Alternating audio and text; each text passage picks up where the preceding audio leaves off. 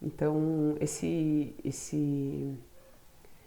ano, então, a gente acaba tendo uma geografia mais física, né? Uma geografia mais teórica. A gente não se demora um pouquinho para a gente se aproximar de questões que dê para a gente debater mesmo, né? Mas isso vai chegar momentos que isso vai acontecer, tá? Eu tenho hoje, no fim da aula, para passar para vocês uma atividade, que vão ser algumas atividades em grupo que vocês vão fazer. Não sei se vai dar tempo hoje de passar isso, mas que todos fiquem até o final da aula, tá? Porque se for possível, hoje mesmo a gente já divide os grupos para fazer essa avaliação, tá bom? Gente, então eu vou trabalhar com vocês hoje a questão do tempo e do clima, diferenciação entre tempo e clima, e vamos falar de como que a gente compreende o tempo primeiro, depois o clima, tá? Previsão do tempo. Quando a gente assiste a previsão do tempo, o que, que a gente tá querendo observar ali? Como que vai se movimentar, como vai ser a variação da temperatura, das chuvas, dos ventos, da pressão atmosférica de um determinado local, né, naquele momento. Né? Então, quando a gente fala da previsão do tempo, a gente está falando de um estado momentâneo de um local, tá? O tempo atmosférico de um determinado local. Então, quando nós vamos assistir a previsão do tempo lá, né? Vou assistir o jornal e vai falar a previsão do tempo. Quando eu estou falando de previsão do tempo, eu estou falando de um estado momentâneo da atmosfera, tá? Quando eu estou falando de previsão do tempo, é algo que pode ser modificado num curto período. Por exemplo, né, aqui em São Carlos é bastante comum que a gente tenha variações do tempo ao longo do dia. Aqui tem muito, né? Então de manhã tá bem frio, aí na hora do almoço já tá mais calor, final do dia chove ou esfria novamente, né? Vem uma frente fria, como teve na semana passada, cai a temperatura, vem um pouquinho de chuva, ou a gente sofre com uma massa de ar quente, né? E isso são variações de tempo, né? Então a gente não fala previsão do clima, a gente fala previsão do tempo, porque é algo que é variável e é momentâneo, tá? De um determinado local, de uma determinada região. Então, por exemplo, o tempo hoje está chuvoso, tá? Então, o tempo é algo momentâneo.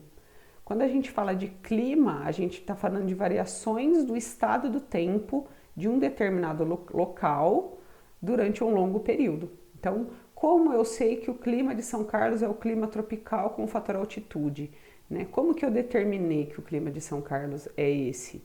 Eu determinei a partir de uma observação, estudos, anotações feitas a partir de um longo período. Então, eu vou observar como que se comportou o tempo durante 5 anos, 10 anos, para eu conseguir determinar qual é o tipo de clima daquele local, tá? Então, o clima, ele ocorre a partir de observação de um longo período, e ele ocorre em longos períodos. Então, por exemplo, o clima de São Carlos é tropical de altitude, então é algo que é imutável, ou se for mudar, vai demorar muito tempo para ocorrer, para eu observar essa transformação.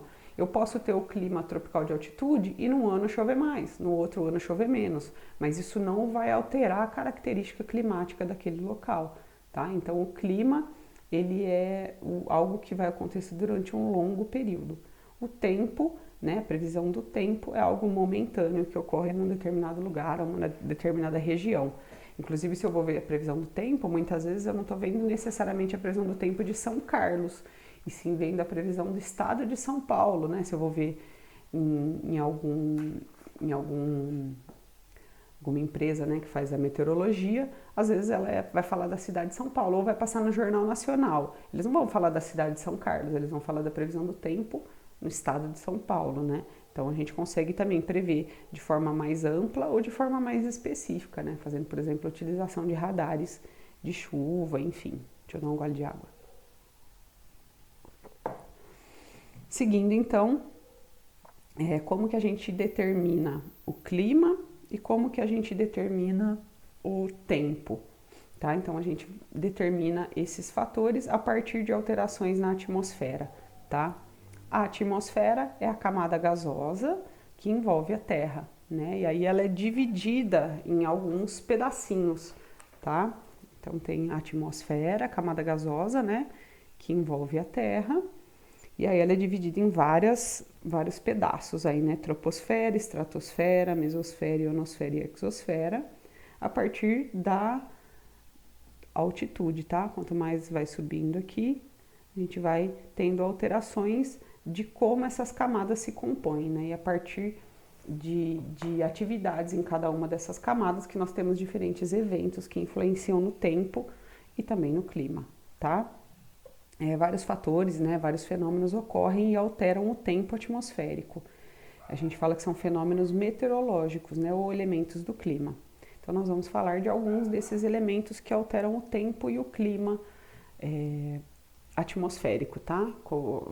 Aquilo que a gente consegue perceber no nosso dia a dia, na nossa vida. Só antes de falar um pouquinho, né, especificamente de cada um desses elementos, pensar, né, por que eu preciso estudar isso, minha gente? Pô, para alguns pode ser mais legal, para outros pode ser mais chatinho, um porre, né? Ai, pô, tem que estudar os fenômenos meteorológicos. Por quê? Por diversas coisas. Em seguida, né, nas próximas aulas, a gente vai começar, por exemplo, gente, estudar sobre tipos de clima, tá? Como que eu consigo determinar o clima de um local se eu não conheço esses fenômenos, né? Se eu não conheço como funciona a atmosfera, então, por esse sentido. A segunda coisa é que a gente utiliza, né, esses elementos para compreender as coisas que estão ocorrendo ao nosso redor. Então, eu vou plantar alguma coisa, né, na época da quarentena, bastante gente está plantando em casa, por exemplo, né? Eu consigo plantar tudo agora, nessa época, né? Se eu sei que agora é uma época que chove menos, né? Então, será que é uma boa época de plantar? É uma época mais fria? É uma época de plantar? Então, por isso que a gente precisa realmente conhecer esses elementos, né? Porque esses elementos, eles influenciam na nossa compreensão, no nosso entendimento das coisas que estão acontecendo ao redor, tá? Elas influenciam na agricultura, elas influenciam, por exemplo, quando você vai viajar, né? Ah, que época que eu quero viajar, né? Que época do ano eu vou viajar? Né? Ou então eu olho lá na previsão do tempo e fala que vai vir uma massa de ar polar, né? Aquilo, vou para a praia, não vou? Né? Então é importante a gente ter esse conhecimento para a nossa própria qualidade de vida, para atividades econômicas. A gente vai utilizar isso, por exemplo, para circulação de aeronaves, né? Para enfim, atividades diversas aí. A gente precisa compreender alguns aspectos, né, dos fenômenos meteorológicos que vão ocorrer, tá? Então, eu tendo mais ou menos o conhecimento daqueles fenômenos, eu consigo compreender aquilo que está acontecendo ao meu redor, tá bom? Claro que não é fácil e a gente precisa bastante da repetição, né? Claro, hoje eu tenho muito mais a compreensão desses fenômenos, não só porque eu estudei mais isso, mas porque eu vivi e observei, né? Então, eu estou vivendo e estou observando. Então, eu estou vivendo esse inverno agora, né? Qual a diferença desse inverno para o do ano passado? Esse foi mais frio, foi menos frio. O ano passado aconteceu algum fenômeno, El Niño, Laninha. A gente está vivendo um aquecimento global, a gente teve maior entrada de massas de ar frio ou menor entrada de massas de ar frio.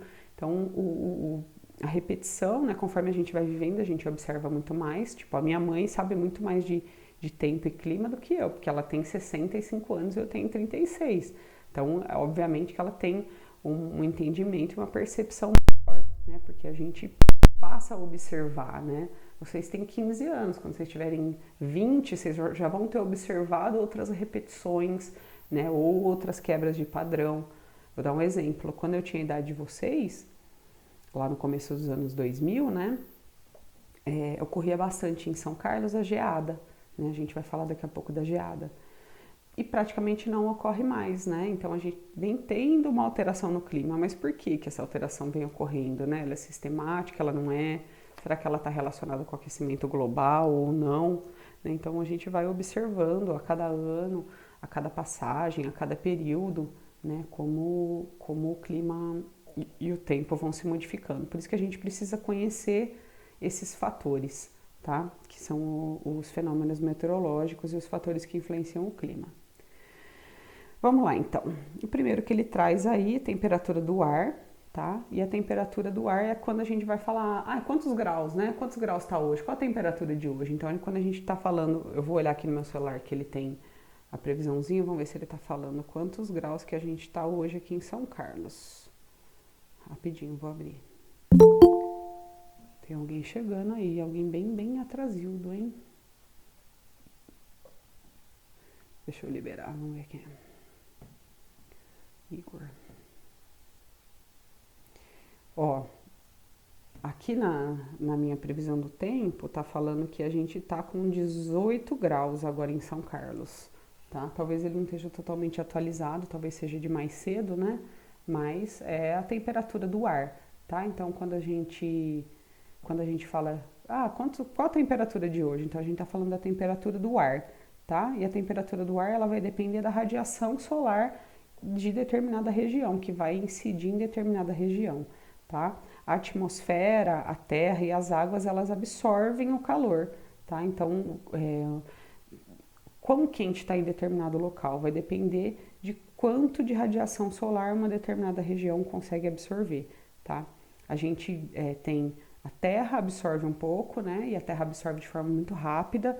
A água absorve bastante calor e a própria atmosfera também absorve calor. Então, esses vão ser aqueles elementos que vão trazer para nós a temperatura do ar, tá? O calor presente na atmosfera, em determinado momento, corresponde à sua temperatura, tá? Então, quanto de calor foi refletido e quanto de calor foi absorvido. Então, a partir disso, a gente consegue medir com um termômetro essa temperatura do ar, tá? Para a gente medir a temperatura, tem duas escalas, né? Que é a escala de Celsius ou centígrados, que é o mais utilizado, e a escala Fahrenheit, tá? A maior parte dos países vai utilizar Celsius ou centígrados, tá? Em alguns locais vai usar o Fahrenheit. Por que é utilizado mais o Celsius, né? Temperatura em graus Celsius ou centígrados? Porque vai utilizar a temperatura de congelamento da água, né, 0, e a de ebulição 100 graus, tá? Aí depois vocês vão aprender em outras disciplinas aí fazer essa conversão, não sei se vocês já aprenderam, né? Sobre a temperatura do ar, então a gente tem temperatura máxima do ar, né, que é o máximo de temperatura que uma determinada região vai atingir, vai receber. Temos a temperatura mínima, que é o mínimo que uma determinada região, mínimo de temperatura, né, que uma região vai receber num determinado período. A média térmica, né, que é a média aritmética das temperaturas, que aí ela pode ser diária, mensal ou anual, assim como a máxima e a mínima. E a amplitude térmica, que é a diferença entre a maior e a menor temperatura registrada num determinado período, tá? Então, agora que nós estamos no inverno, né, o nosso inverno aqui no clima tropical de altitude, ele é um inverno que tem temperaturas mais amenas, mais frias, né, porém a gente tem de manhãzinha um friozinho, então a gente tem dias que vai começar com 7, 10, 12 graus, hoje deve ter começado em torno de uns 15 graus, vai chegar agora na hora do almoço, a gente vai ter uma temperatura aí de 25, 28, depois à noite a gente volta para 12 graus, né? Até na madrugada vai diminuir ainda mais essa temperatura. Isso é amplitude térmica, tá? As mínimas, a temperatura mínima e a máxima, a diferença entre a mínima e a máxima que ocorre num dia, por exemplo, é a amplitude térmica, tá bom? Então, isso é bastante comum, principalmente nessa época do ano, onde a gente tem maiores diferenças de temperatura. E isso vale aqui pra gente, aqui em São Carlos, pelo fator continentalidade, né? Então, a terra, o continente, ele esquenta muito rápido e perde o calor também muito rápido, né? Diferente da maritimidade, onde demora para esquentar a porção de água, mas ela também perde o calor mais devagar, né? Então, aqui no nosso fator continentalidade, você pode fazer essa experiência se você quiser, tá? Acordar cedinho, vai lá no quintal, se você tiver, ou algum lugar que não esteja batendo sol ainda, coloca a mão, você vai sentir que o chão tá frio, né? Logo cedinho, 6 horas, 7 horas, 8 horas que você acordar. Bota a mão ali, você vai ver que o chão tá frio. Volta lá nesse mesmo lugar, meio-dia. Se você vai botar a mão lá, vai estar quente, tá? Beleza, fez isso. Aí vai às 8 horas da noite, por exemplo, e coloca a mão nesse mesmo lugar e já está totalmente frio, tá? Esse é o fator continentalidade. A Terra esquenta bem rápido e perde o calor bem rápido. Por isso que a gente tem aqui tanta amplitude térmica no inverno, por exemplo, tá? Principalmente também porque o céu está aberto. E quando o céu está aberto, né, não tem nuvens, facilita essa mudança muito brusca de temperatura, tá? Dá para fazer a experiência com o fator maritimidade também, que aí você pode fazer assim. Você vai lá, pega um copo de água e coloca lá de manhã no lugar onde pega sol, tá? Você vai botar o copo de água lá, 8 horas da manhã. Você vai ver que o chãozinho tá frio, você vai colocar a água ali. Quando você for, deixa essa água no sol, vai lá meio-dia. Aí você vai perceber que a água tá começando a esquentar, que ela ainda não tá totalmente quente. Vai lá 1h30 da tarde, já tá uma água morninha. E aí você deixa essa água lá. Depois, vai 6 horas da tarde, essa água continua morna. Se você for 8 horas da noite, ela continua morna. 10 horas da noite, ela continua morna. Então a água, não sei se alguém já passou por isso, nadar, ir na piscina à noite, a água tá quentinha, né? Por quê? Porque a água absorveu o calor ao longo do dia e ela vai perdendo esse calor devagar, tá? Por isso que quem mora perto da praia, por exemplo, ou perto de grandes quantidades de água, tem menor amplitude térmica do que a gente que está aqui no centro do continente, tá? A gente então sofre muito mais com o fator continentalidade. Mas mais para frente nós vamos falar sobre isso, tá? Seguindo mais um pouquinho. Então, sobre a temperatura do ar, temperatura máxima, mínima, média térmica. Então, qual é a média térmica anual de São Carlos, né? Deve ser em torno de uns 22 graus, né? Porque aí eu vou pegar as máximas do verão, as mínimas do inverno e vou fechar uma média, né? Uma média térmica de temperaturas de determinada cidade, determinado local, determinado país, tá? Continuando aí, a gente vai falar de umidade do ar, tá? A umidade do ar, a gente chama também de umidade atmosférica, é a quantidade de vapor de água existente no ar, tá? Então, quando eu vou falar da umidade relativa do ar, né, ou umidade atmosférica, é a quantidade de vapor de água existente no ar naquele determinado momento. E isso pode variar em cada lugar, em cada estação do ano. Então, a umidade relativa do ar hoje, que nós já estamos no inverno, é muito menor, né? Tem menos vapor de água hoje no ar do que no verãozão, lá em dezembro, quando chove muito, novembro, que chove quase todos os dias, até março, que chove quase todos os dias, a gente vai ter uma maior umidade relativa do ar do que hoje, que nós não temos chuva, o céu tá azulzinho, abertinho, se bem que hoje eu não consegui olhar muito o céu, mais cedo tava um pouquinho mais nublado, né? Mas aí agora a tarde abre, fica aquele céu bem limpo, né? Praticamente não tem umidade do ar, inclusive a gente entra em sinal, em alerta, né, sobre a umidade do ar, né? Quando tá no inverno, fica muito seco o tempo, a gente começa a ter problemas respiratórios, tem que colocar uma toalha molhada dentro do quarto quando vai dormir, ou um umidificador, ou um balde de água, porque a umidade fica realmente muito baixa. Então essa é a quantidade, a umidade relativa do ar, ela vai variar em cada estação do ano, em cada dia também. E a gente mede a umidade relativa do ar em metros cúbicos, tá? Gramas por metro cúbico. Quantos gramas de água há em cada metro cúbico de ar, tá? Ou relativamente ao seu ponto de saturação. Então a gente fala que a partir de 60% é a umidade aceitável, né? Agradável, confortável. Quando a umidade é muito alta, também a gente sente desconforto, tá? Que é o caso da região amazônica, da região de clima equatorial. Na região de clima equatorial, a umidade é muito alta, tanto pela evaporação quanto pela quantidade de chuvas que lá ocorrem. Então, você tem lá uma umidade em torno de 90%, você sente um certo desconforto, tá? Sensação de abafamento, sensação de umidade, até tipo, você sai do banho e você já tá com o corpo, você se seca e logo depois você já tá com a sensação de estar suado, né? Mas, na verdade, é a própria umidade do ar que dá essa sensação.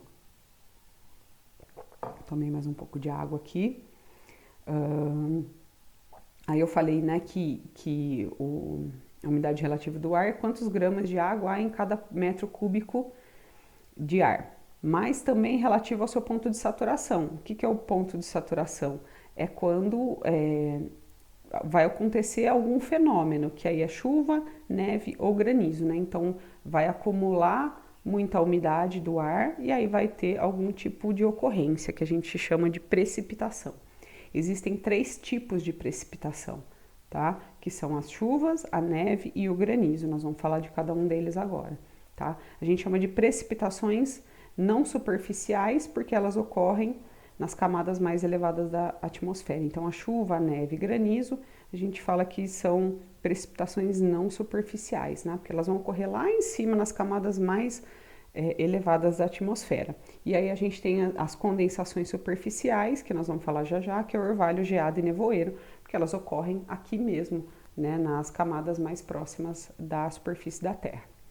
Vamos falar das precipitações não superficiais primeiro, que são as chuvas. Tá? É bem importante, é um negócio bem recorrente em avaliações, provas por aí, que são os tipos de chuva, tá bom? Então vamos acompanhar aí, tá? Aqui do lado direito da tela tem os esqueminhas aí. Primeiro, sobre as chuvas, né, das precipitações não superficiais. As chuvas, elas são a saturação da água na atmosfera que tem uma queda de temperatura. Né? Então, junta a saturação da água na atmosfera com a queda na temperatura, ocorrem as chuvas, tá? Então, as chuvas, elas ocorrem de 3 formas, né? Chuvas de convecção, que é quando o ar sobe, se resfria, se condensa e se precipita, né? Que é o tipo de chuva que ocorre ali no mesmo local, né? Já o ar sobe, ele já se resfria, se condensa e se precipita, tá? Esse tipo de chuva aí, que vocês estão vendo na primeira imagem, chuvas de convecção, né, ou chuvas convectivas, elas acontecem principalmente na região amazônica, tá? Já evapora ali mesmo o ar, né, já vai ficando mais úmido, esse ar ele sobe, vai para as camadas mais frias, lá ele se condensa e ocorre a precipitação, tá? Então esse é o primeiro tipo de chuva, chuvas de convecção. O segundo tipo de chuva, que aparece aqui na segunda imagem, é a chamada chuva de relevo ou chuva orográfica. A gente fala desse tipo de chuva quando a gente vai falar da formação do sertão nordestino, por exemplo, tá?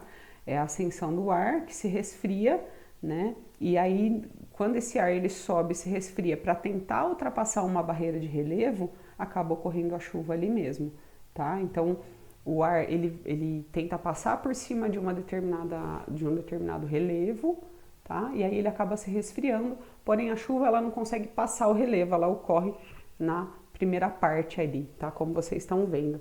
Por que isso influencia o sertão nordestino? Porque existe uma serra chamada Serra da Borborema, que fica próximo ao litoral nordestino, né? Onde fica mais ao norte, né? Próximo do sertão. E aí as umidades vêm do litoral, elas vão encontrar a Serra da Borborema, né, que é um relevo relativamente alto.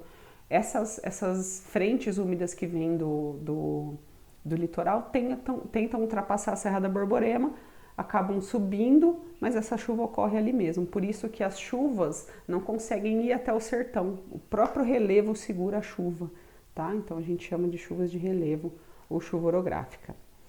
E nós temos o terceiro tipo de chuva, que são as chuvas frontais, tá? Que é um choque de uma massa de ar frio com uma massa de ar quente e que ocorre bastante aqui no nosso litoral, no litoral que a gente fala oriental, né? Litoral oriental brasileiro. É uma massa de ar polar com uma massa tropical. Então, quando essas duas massas se encontram, ocorrem essas chuvas que a gente chama de chuvas frontais, tá? Ela é bem comum também na época de final de verão, por exemplo, né, quando já começam a aparecer massas polares, eles vão se encontrar com massas tropicais e aí ocorrem essas chuvas aí que a gente chama de chuvas frontais, tá? Então são os 3 tipos de chuvas, tem os esqueminhas aí, tá no livro bem explicadinho, depois vocês dão uma olhada.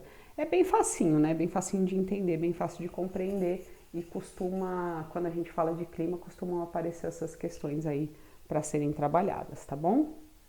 Então a gente falou de chuva, vamos falar de um tipo de precipitação que não ocorre no Brasil ou ocorre muito pouco aqui no Brasil, que é a neve, tá? A neve são precipitações de cristais de gelo, geralmente, né, que são agrupados em flocos e que se congelam, tá? O congelamento do vapor de água da atmosfera antes que ele chegue na superfície, tá? Então a neve é os cristalzinhos de gelo que eles vão congelar, né? O vaporzinho de água se congela e acaba chegando à superfície como flocos, tá? Deixa eu passar aqui de imagem, não sei se está falando da neve aqui, isso. Então, a neve seria como se fosse um congelamento daquela umidade que está na atmosfera, tá? E aí ela acaba descendo como floquinhos de neve, né? Cristais ou flocos de neve. E esse tipo de precipitação, que é a neve, né? Não sei se todo mundo já teve a oportunidade de ver a neve pessoalmente, ela ocorre em regiões temperadas no inverno, em altas montanhas e em regiões polares o ano todo.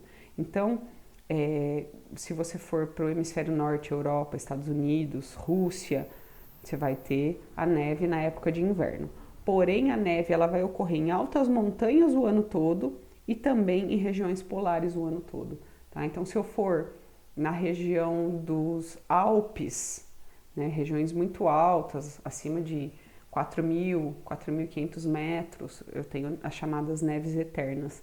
Tem algumas regiões que o topo das montanhas vai estar sempre com neve, a gente chama isso de neves eternas.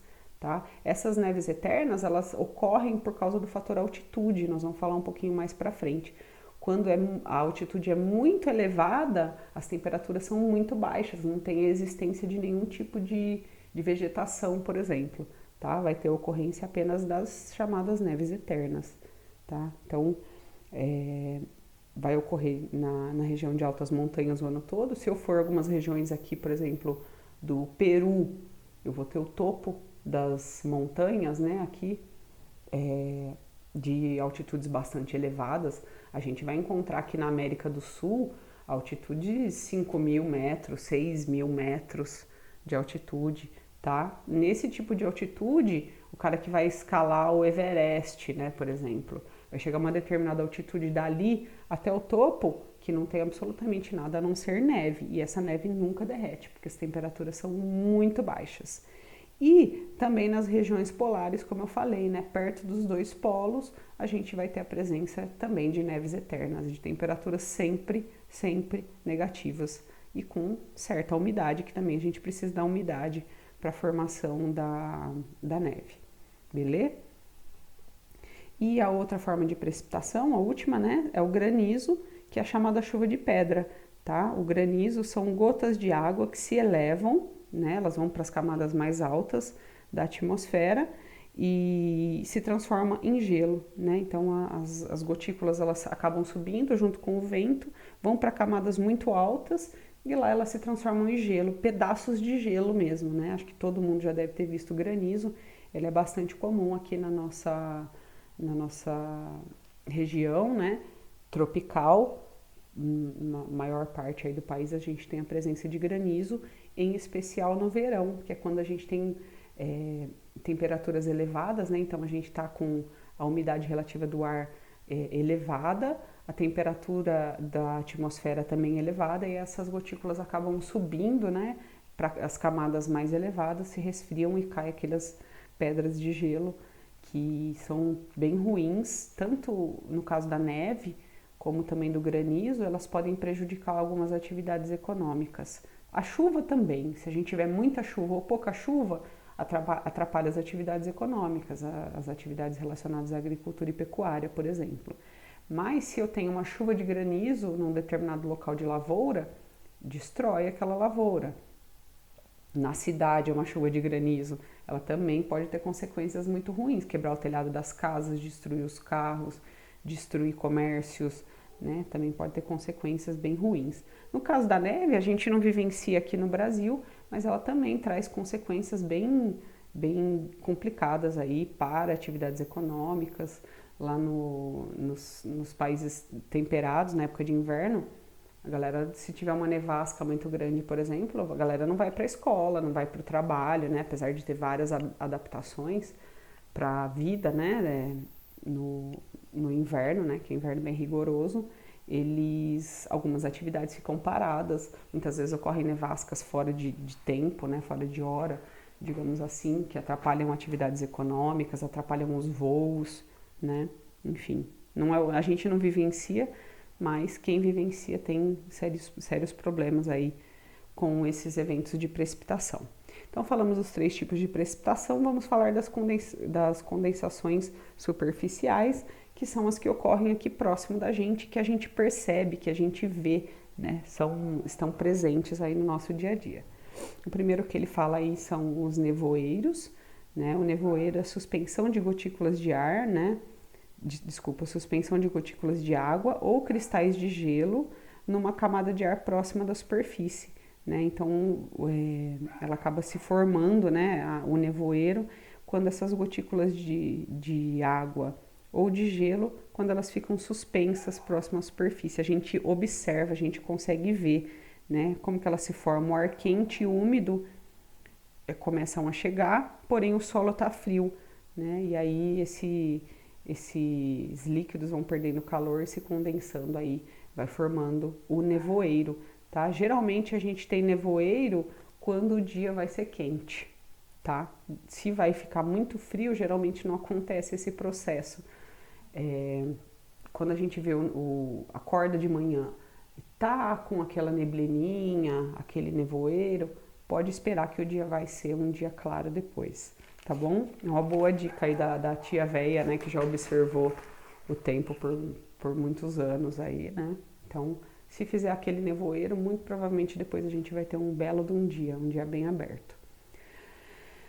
Agora o orvalho, né? Falando do orvalho aí, é a cobertura do solo por pequenas gotículas de água após uma noite fria, né? Então, vapor de água mais o solo frio forma esse vaporzinho de água, né?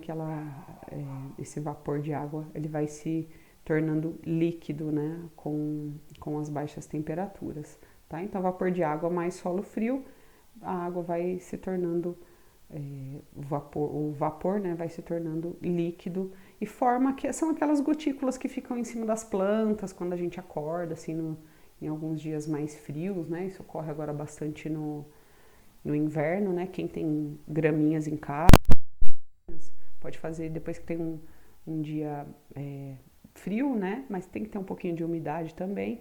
Você acorda de manhã, você dá uma olhadinha assim na grama, ela vai estar molhadinha. Esse é o orvalho.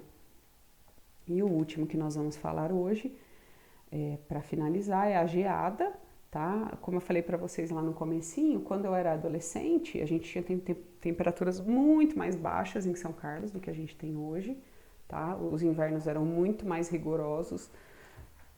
Eu lembro de eu ir para a escola com, sei lá, 3 blusas, 2 calças, 3 meias, luva, touca e assim, mesmo assim não dava conta do frio. Tá? E esse tipo de frio em São Carlos não vem acontecendo mais. Acontecia muito, por isso que a gente tinha muito mais ocorrência de geada do que a gente tem hoje. Tá? São Carlos era um frio muito mais severo do que é hoje. Como que a geada ocorre? A geada é quando a gente olha para uma determinada planta de manhã em cima da grama e está uma camadinha de gelo bem fina. Tá? Então é o resfriamento do ar muito rápido. Então o vapor de água passa diretamente do estado sólido, né, o vapor de água de vapor para estado sólido, formando uma camada fina de gelo. Então seria como se fosse um orvalho congelado, tá? Só que o orvalho ele não virou aquela aguinha, né? Se tornou do vapor diretamente para gelo e aí forma uma camadinha de gelo em cima das plantas. A geada também atrapalha atividades econômicas porque ela queima as folhas. Então digamos que você tem uma plantação de alface, de hortaliças. Se houver a geada, você vai ter a perda dessa produção. Ela não vai gerar uma perda da produção de cana-de-açúcar, por exemplo, mas de hortaliça sim, porque ela vai queimar aquela folha mais delicada, tá? Então você perde. O gelo, ele queima, né? Pega uma folha de alface e bota no congelador, por exemplo, né? Ou encosta no gelo por um tempo. Ela acaba ficando preta, ela apodrece, né? Então é isso que acontece quando ocorre a geada, né? Mas aí a geada já é a formação do gelo mesmo, né? Se você passar a mão, você consegue sentir que se formou realmente uma camada de gelo. Eles falam que é como se fosse um orvalho congelado, tá? Então, esses são os tipos de precipitações que a gente tinha que falar hoje também, as condensações superficiais. Vou voltar aí para falar com vocês agora, rapidão, deixa eu fechar as coisas aqui.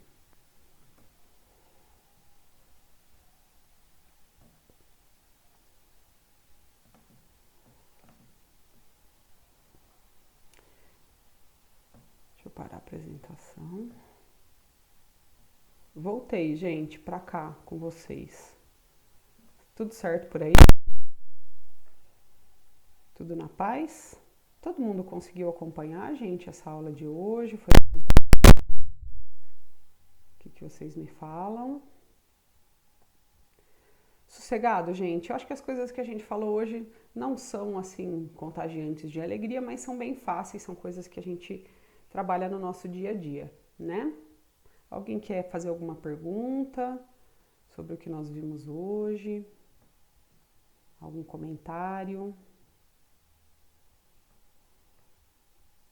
Todo mundo bem? Todo mundo na paz? Vamos ver. Eu consigo meio que... Ah, não tinha visto, tá? Eu consigo meio que prever quando vai ficar frio ou quente o resto do dia só de olhar para o céu de manhã. Funciona a maioria das vezes. Muito bom, Nicolas, isso mesmo. E Nicolas, é muito doido isso, porque quanto mais a gente observa, melhor a gente vai ficando nisso, tá? A gente consegue fazer observação de nuvens, tipos de nuvem, né, que está se formando, se ela é mais flocada. Depois, mais pra frente, nós vamos falar um pouquinho sobre isso, tá? E a observação é muito importante, e não só a observação desse momento, mas da repetição desses fenômenos, né? Então, eu estou observando e num determinado dia aquilo que eu imaginei não deu certo. Por que não deu, né? Como que tá a umidade, como tá a temperatura? Esses dias atrás, na cidade da minha nona, fez menos 5 graus. Onde é, Davi? Que cidade é? Me fala. Então, onde faz menos 5 graus, necessariamente vai nevar? O que vocês acham?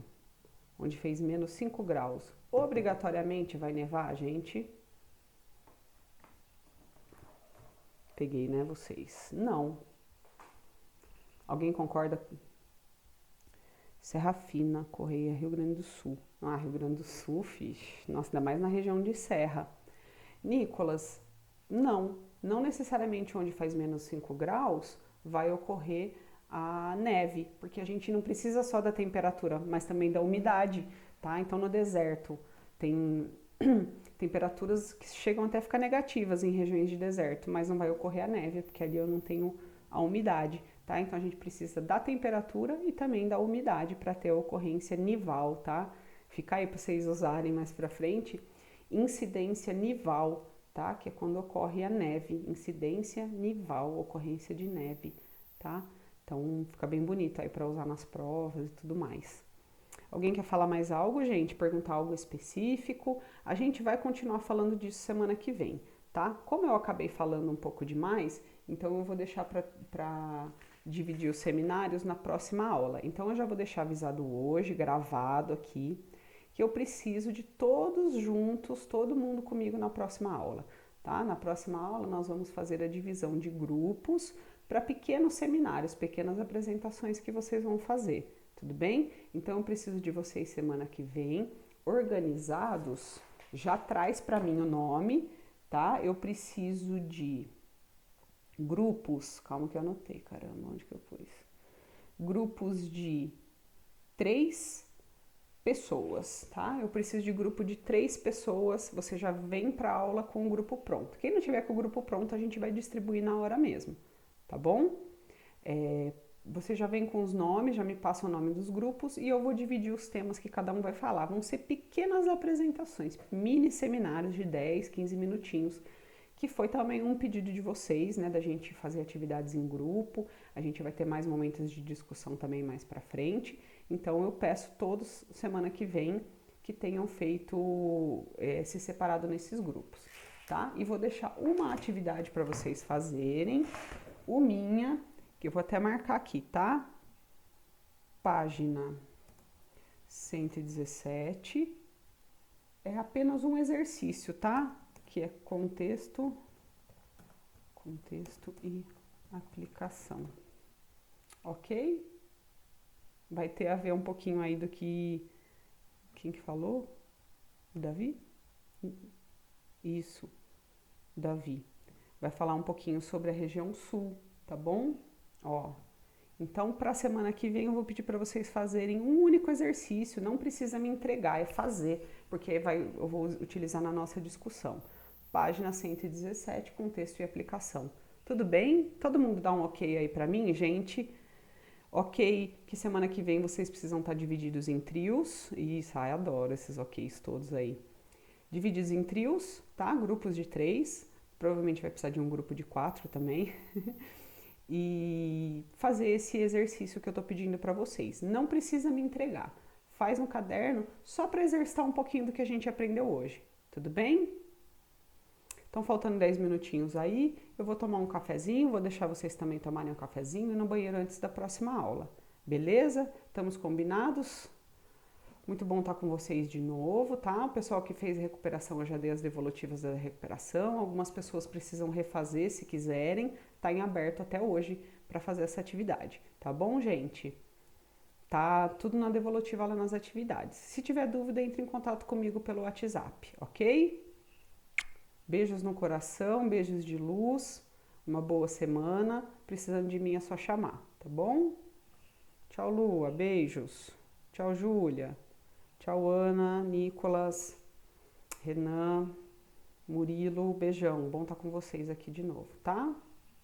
Beijos. Tchau, Iô. Beijão. Se cuidem. Tchau, tchau.